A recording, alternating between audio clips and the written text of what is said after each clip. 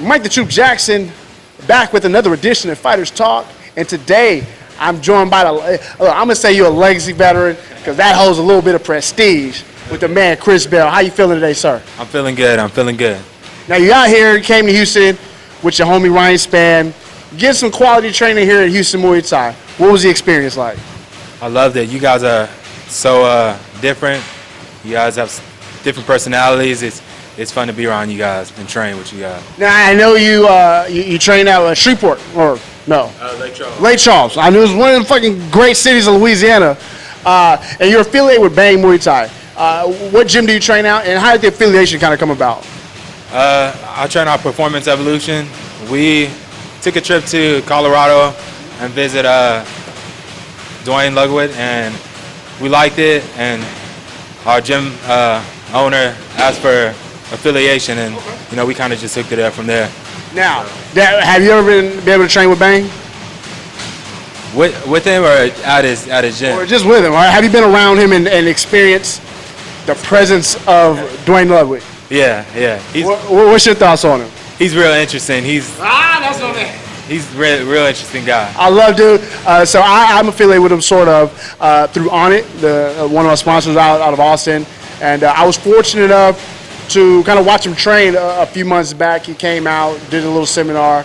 But it's even more interesting having a conversation with Bang. You got to sit down and talk to him. Dwayne Ludwig, follow him on Twitter. It's like Bang Muay Thai or something. Just follow Dwayne Ludwig on social media, and you'll enjoy yourself. Now back to you. Like I said before, you're a legacy veteran, so you fought for a premier organization. For the people who don't know, like how long you've been fighting, what's your background, what's next, things like that. So give us some good information. I've been fighting for about 2 years, 2.5 years. I started off training boxing, never really competed, but started off in Hawaii, and then I came down here, started training MMA, and started my MMA career down here. Now, are you from Hawaii? Yes, I'm originally. So what brought you to Texas or Louisiana? My dad's originally from Louisiana, so he met my mom in Hawaii, and he ended up retiring down here, so I kind of just settled down here. Now, do you get to go back often, or is it just, I was a kid there? It's been a while. I got a lot of family there. It's been about 4 years. It's about time to go back, show you people some love, right? Yeah. Now, being in Hawaii, like you said, it's 4 years, so you've obviously been there as an adult. What's something about Hawaii that stands out to you that you love most? The beach, obviously, but that was like my best friend. I went almost every day to surf and just be in the water. That was gonna be my next question: is if you surf. Yeah. I've never touched a surfboard. I think I've touched like a boogie board, and that's about like get a little kick paddle. I don't know much about it. How hard is it to learn how to surf? It's real hard. It depends on the board. The longer, bigger ones, it's easier to surf. People think it's harder, but the shorter ones are less. They float less, so it's harder to stay on it and maneuver. But it's pretty difficult and challenging, but it's worth it. Putting the time. How did you pick up fight? Or did you pick up fighting in Hawaii? I got from football season finished. My senior year. One of my friends, he was kind of like the troublemaker in the school, and he was already training boxing. And he said, "Hey, come and join me or whatever." And I came in there, trained, and that's where I found my skills. So for you, I've been fortunate enough to see you fight. Very impressed. I love what you're able to do out there. What stuck to you? What, as far as training goes, what aspect of fighting really captured your attention and was the reason that you decided to stick with it? It's a lot. I like just getting in there, testing my ability, and just seeing what I'm made of. That's what fighting is really about. And I enjoy breaking other people down too. So What's the nickname? There's a few.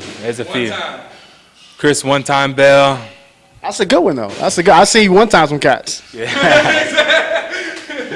Yeah, it's been a bunch of one times. So either one time or don't blink. either way it matches. There you go. So, Staple Ford Gate, fought for Legacy, but you've also fought for smaller shows and kind of worked your way up. Do you feel there's a big difference as far as fighting for a promotion like Legacy and then fighting for the regional circuits, especially now? I would say about, let's say, 10 years ago, 5, 10 years ago, there was a big difference. But we're starting to see promotions sort of build themselves up, give better production, and just look all around better. But they're not quite at the level of, say, something like Legacy, Bellator, UFC. For you, is there a real big difference between the promotions? No, to me, I think at the point that I was in my career when I fought with Legacy, I was already to the point where I was comfortable no matter what promotion I was in. Maybe, for other people earlier on in the career, it makes a difference, but at this point, it doesn't matter how big the crowd is, whether it's at a casino or my first fight was in a rodeo with dirt all in the air. It doesn't matter. I do it. I get Those were definitely the good old days. I remember my second fight. I fought Blackham Coliseum. I won it. What was that? Lafayette. And I fought in the rodeo arena. I was warming up in a horse stall, and so I'm sort of a germaphobe, right?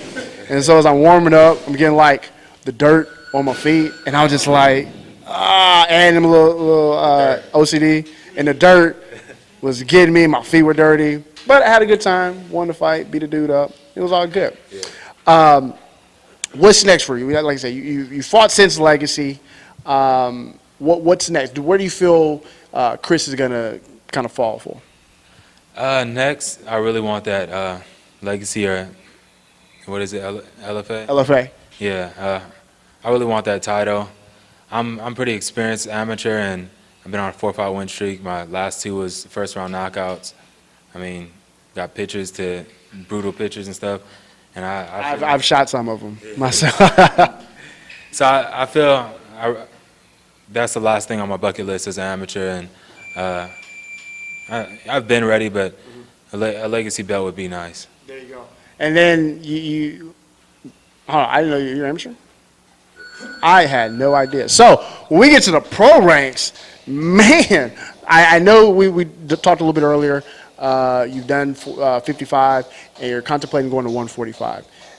Where do you feel that you're going to fall? Let's just say your first pro fight. What weight do you think it'll be? Probably be 45. I fight. It really doesn't matter. I stay at 55 because it's a comfortable cut.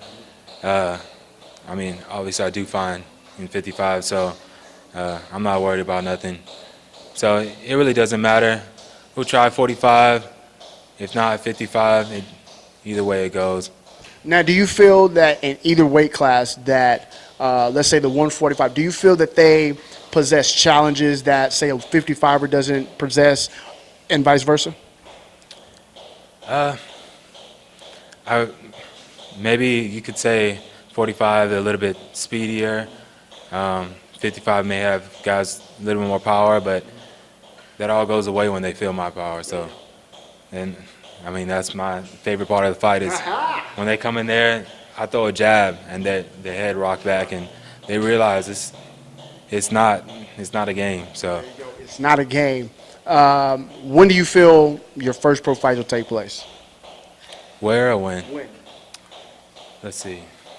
Because right now we're about to be December 26th. But look, we just need to. Can we get a wash on 2016? Just wash this out and start fresh. 2017. What do you think it'll be at 2017? It'll definitely be before the end. Yeah, for sure. Maybe mid. We'll see. Well, there you go. Watch him one time, somebody. Watch them one. Look, trust me. You go to MikeTruth.com. You can find some pictures. Follow him again. Just type in Chris Bell. Google it. Chris Bell MMA. And you see one time here doing great things. Chris, thank you for taking the time out, my man. Appreciate it.